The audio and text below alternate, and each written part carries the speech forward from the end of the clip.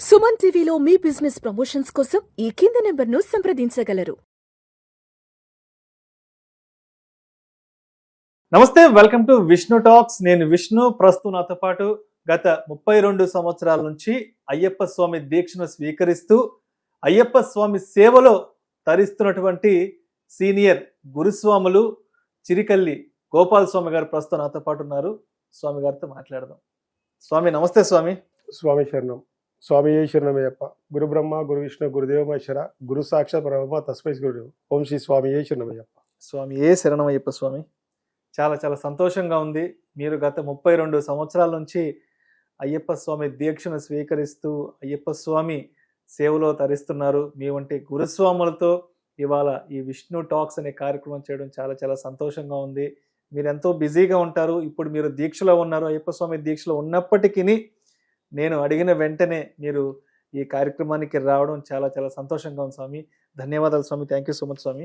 మీకు కూడా ఎంతో ధన్యవాదాలు స్వామి. మాకు ఈ యొక్క అవకాశం ఇచ్చినందుకు, ఈ అయ్యప్ప దీక్ష గురించి మీరు ఈ ప్రచారం చేస్తున్నందుకు అయ్యప్ప స్వాముల అందరి తరఫున కూడా మా యొక్క కృతజ్ఞతలు మీకు తెలుపుతున్నాను. అయ్యప్ప దీక్ష అంటేనే ఒక నియమ నిష్టలతో కూడుకున్న దీక్ష. దాన్ని మనం ఎంత నిష్ట చేసుకుంటే మన జీవితానికి ముందుకు పోవడానికి ఒక దారి చూపిస్తుంది. అంటే స్వామి, ముఖ్యంగా ఇవాళ ఈ కార్యక్రమానికి మిమ్మల్ని పిలవడానికి కారణం, మీరు దాదాపు 32 సంవత్సరాల నుంచి దీక్షలో ఉన్నారు, దీక్ష తీసుకుంటున్నారు. సో ఈ ప్రయాణంలో మీరు ఎంతో అనుభవాన్ని కూడా తెలుసుకొని ఉంటారు. అదేవిధంగా మీ తోటి స్వాములకు ఎంతోమందికి మీరు ఎన్నో పాఠాలు కూడా నేర్పించి ఉంటారు దీక్షకు సంబంధించి. అయితే ఇవాళ ముఖ్యంగా అసలు దీక్ష స్వీకరించే ముందు ఎటువంటి నియమాలను పాటించాలి, దీక్షలో ఉన్నప్పుడు అంటే ఆ మండలకాల దీక్షలో ఆ 41 రోజుల దీక్షలో ఉన్నప్పుడు ఎటువంటి నియమాలను పాటించాలి, అదేవిధంగా దీక్ష పూర్తయి శబరిమల యాత్రకు వెళ్ళేటప్పుడు, అదేవిధంగా అక్కడ యాత్ర పూర్తి చేసుకుని తిరిగి ఇంటికి వచ్చే వరకు ఎటువంటి నియమాలను పాటించాలి అనే విషయాల గురించి నేను తెలుసుకుందాం అనుకుంటున్నాను. అదేవిధంగా మా సుమన్ టీవీ ప్రేక్షకులకు కూడా మీ ద్వారా తెలియచేద్దాం అనుకుంటున్నాను స్వామి. సో స్వామి, అయితే అసలు అయ్యప్ప స్వామి దీక్షను స్వీకరించడంలో ఉన్నటువంటి తత్వం ఏమిటి, ఆంతర్యం ఏమిటి, అసలు ఎటువంటి సందేశం ఉంది ఇక్కడ? యాక్చువల్లీ అయ్యప్ప దీక్ష అంటే మనం తీసుకోవడం వల్ల అది వచ్చేది కాదు. ఆ స్వామి అనుగ్రహం ఉండాలి ఫస్ట్. ఎక్కడో దూరం కొండలో కూర్చున్నాడు, ఇక్కడి మన తలరాత్రులు రాస్తున్నాడు, మనతోని ఆర్డర్ ఆడిస్తున్నాడు ఆ అయ్యప్ప స్వామి. మనం వేసుకున్నంత మాత్రాన అది వేసుకున్నంత ఈజీ కాదు అయ్యప్ప మాల అనేది. ఆ స్వామి అనుగ్రహం ఉంటేనే మనకు మాలధారణ వస్తుంది. మాల వేసుకోవాలంటే ముందుగా తల్లిదండ్రులది, పెళ్లి కాకపోతే తల్లిదండ్రుల ఆశీర్వాదం తీసుకోవాలి, వాళ్ళ అనుగ్రహం తీసుకోవాలి. మ్యారేజ్ అయితే భార్యది అనుమతి తీసుకొని దీక్ష ప్రారంభించాలి. దీక్ష ప్రారంభించే ముందు ఒక గురుస్వామిని, మంచి గురుస్వామిని ఎంచుకొని గురుస్వామి చెప్పిన బాటలో నడుస్తేనే దీక్షకు ఒక ప్రతిఫలం ఉంటుంది. అది నియమాలు కూడా గురుస్వామి చెప్పినట్టు పాటించడం వల్ల మన యొక్క చేసిన దీక్షకు నియమాలకు మనకు న్యాయం చేసినట్టు ఉంటుంది. మరియు ఆ దీక్ష అనేది ఎలాంటి ఆటంకం లేకుండా సాఫీగా జరుగుతుంది. గురువు లేని విద్య గుడ్డి విద్యతో సమానము. గురువుని అనేది ఎప్పుడు మరవద్దు. గురువుతోనే మనం దీక్ష ప్రారంభించాలి. స్వామి, ఇప్పుడు దీక్షని స్వీకరించడానికి ఒక 4-5 రోజుల ముందు నుంచి మనం ఏ విధంగా సిద్ధంగా ఉండాలి, ఇంట్లో ఎటువంటి ఏర్పాట్లను చేసుకొని ఉండాలి, అదేవిధంగా పీఠానికి సంబంధించి మనం ఇంట్లో పీఠం ఏర్పాటు చేసుకుంటాం, పీఠానికి సంబంధించి ఎటువంటి జాగ్రత్తలు చేసుకోవాలంటే స్వీకరించడానికి ముందు ఒక 4-5 రోజుల ముందే ఎటువంటి ఏర్పాట్లను పూర్తి చేసుకుని ఉండాలి? ఇల్లు మొత్తం శుద్ధి చేసుకోవాల్సి ఫస్ట్. ఇంట్లో ఉన్న అంటే మనం సంవత్సరం మొత్తం అన్ని విధాలుగా ఉంటాం. కొందరు ఇళ్లలో నాన్ వెజ్ లేని నడవది, కొందరు మామూలుగా ఉంటారు.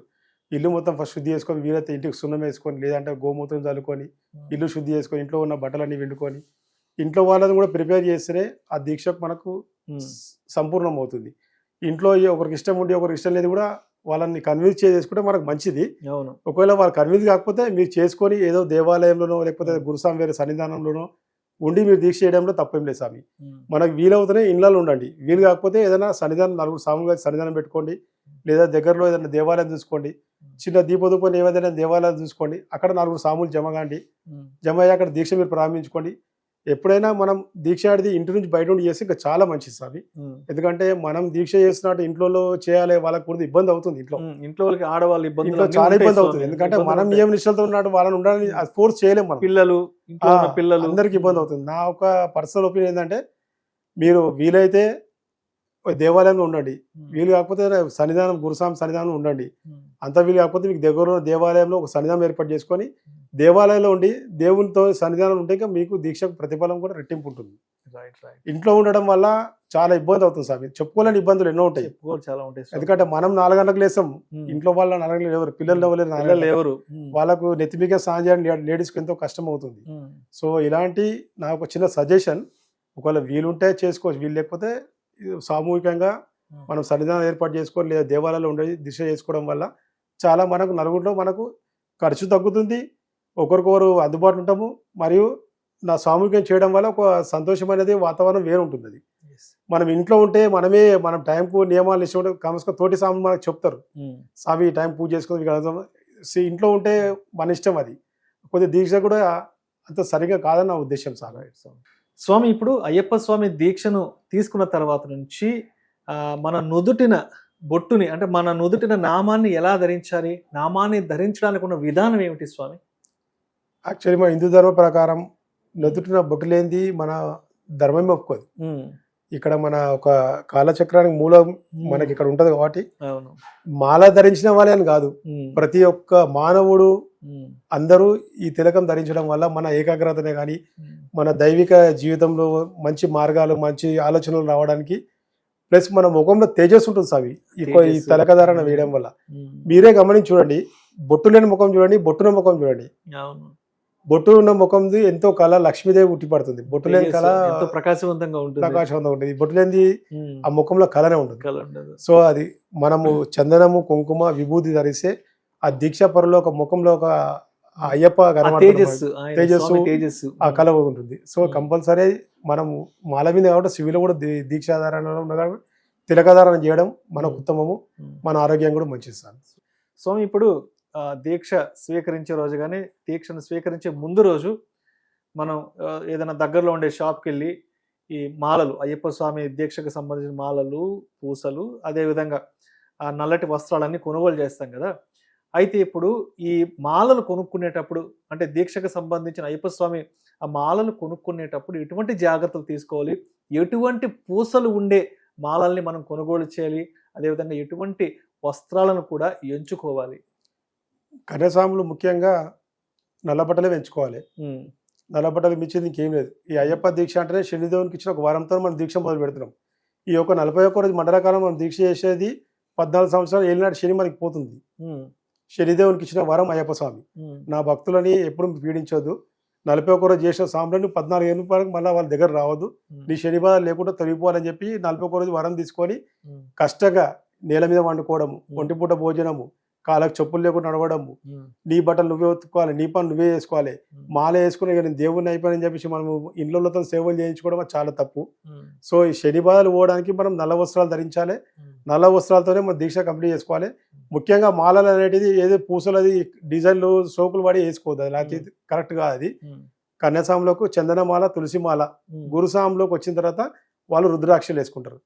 సో ఈ నియమాల్లో ఇది కంపల్సరీ పాటించాల్సిందే. తెలియకపోతే మీ దగ్గర ఉన్న గురుస్వామిని ఎవరైనా సంప్రదించండి, లేదా పూజారులను ఎవరైనా పంతులను అడిగినా మీకు సజెషన్ చేస్తారు. కానీ ఈ రంగురంగుల పూసలు, రంగురంగుల మాలలు అవన్నీ పనికిరావు స్వామి. ఇవాళ రేపు అంతా ఈ యొక్క జంతువుల స్కెలెటన్తో తయారు చేసిన మాలలు కూడా వస్తున్నాయి, వాటితో చాలా జాగ్రత్త ఉండండి. ముఖ్యంగా ఓన్లీ మనకు కావాల్సిన తులసి మాల, చందనమాల ఉంటే దీక్ష చాలు స్వామి. మనకు వెండిలో అలినవి అవన్నీ అన్నీ అలాంటి అలంకరణ యొక్క మాలలు దీక్షకు పనికిరావు. అంటే ఇప్పుడు మనం ఈ మాలలు కొనుగోలు చేసేటప్పుడు మనం దగ్గరలో ఉన్న షాప్కి వెళ్ళి ఇవన్నీ కొంటాం, రెడీమేడ్. మనం పూజా స్టోర్కి వెళ్ళి దీక్షకు కావాల్సినటువంటి వస్త్రాలు, మాలలు కొనే ముందు సో ఆల్రెడీ ఒక 4-5 సంవత్సరాలు మాల వేసుకున్న మిత్రులను తీసుకెళ్లి వాళ్ళ ద్వారా సెలెక్ట్ చేసుకుని కొనుక్కోవచ్చు. తప్పేం లేదు, అది ఇంకా మంచిగా ఉంటుంది. ఎందుకంటే మీకు ఈజీగా ఉంటుంది. తెలియనప్పుడు సీనియర్ గురుస్వాములు కానీ సీనియర్ స్వాములు ఉంటే వాళ్ళని తీసుకెళ్తే మీకు ఎవరైనా సజెషన్ చేస్తారు. మీకు మాల స్వామి అంటే రోడ్ మీద పోయే వాళ్ళు కూడా మనకి హెల్ప్ చేస్తారు. అయ్యప్ప మాల అంటేనే ఒక హెల్పింగ్ నేచర్. ఎప్పుడు మనం ఒకరికి హెల్ప్ చేయడము, మనకు అవసరం ఉన్నప్పుడు ఆ దేవుడు ఏదో రూపంగా మనకు పంపిస్తాడు. మనకు అయ్యప్ప నమ్ముకున్న వాళ్ళకి ఎప్పుడు మనకు తక్కువ కాదు, లోటు కాదు స్వామి. ముఖ్యంగా నేను దీక్ష ప్రారంభించినప్పుడు నాకేం లేదు, నాకు ఉండడానికి కూడా సన్నిధానం లేదు. 2వ సంవత్సరం నుంచి సన్నిధానం పెట్టుకున్న తర్వాత మనకు ఎంత చేసుకుంటూ పోతే మనకు దేవుడు అంతా మనకు కలిగిస్తున్నాడు. మనము ఎప్పటికీ మనము ముందుకు వెళ్తుంటాము స్వామి. సో ఇది ఇప్పుడు మనం మాలని సెలెక్ట్ చేసుకునేటప్పుడు పూసల విషయంలో చందనము, తులసి తులసి, మాల, రుద్రాక్షలు రుద్రాక్షలు, అదే విధంగా తామరలకు సంబంధించినటువంటి పూసలు ఉండే మాల సెలెక్ట్ చేసుకోవాలి. సారీ సరే స్వామి, ఇప్పుడు ఇవన్నీ కొనుగోలు చేసిన తర్వాత మనం సన్నిధానం మనం దేవుడి గుడికి వచ్చిన తర్వాత సో ఎవరి చేతుల మీదుగా మన దీక్షను స్వీకరించాలి? తల్లిదండ్రుల చేతుల మీదుగా స్వీకరించాలా, లేదంటే ఆలయంలో ఉన్నటువంటి గురుస్వాముల చేతుల మీదుగా మనం ఈ దీక్ష మాలను స్వీకరించాలి? యాక్చువల్లీ ఇప్పుడు దేవాలయాలకి ఏం తక్కువ. అయ్యప్ప దేవాలయం మా ఒక 30 సంవత్సరాల కింద అయ్యప్ప దేవాలయాలు లేవు స్వామి.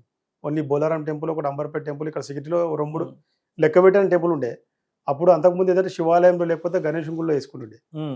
ముఖ్యంగా శ్రేష్టంగా ఏంటంటే మనకు గురుస్వామి ఉంటే ఇంకా శ్రేష్టం, లేదంటే ఆలయ పూజలతో నేర్చుకుంటారు. ఒకవేళ వాళ్ళు కూడా లేకపోతే మనం మా తల్లి గారితో కూడా మనం దీక్ష ప్రారంభించవచ్చు. అమ్మగారితో మాల వేసుకుంటే ఇంకా అంతకంటే మించిన దైవం ఇంకా మనకి లేదు. అమ్మని మించిన దైవం లేదు.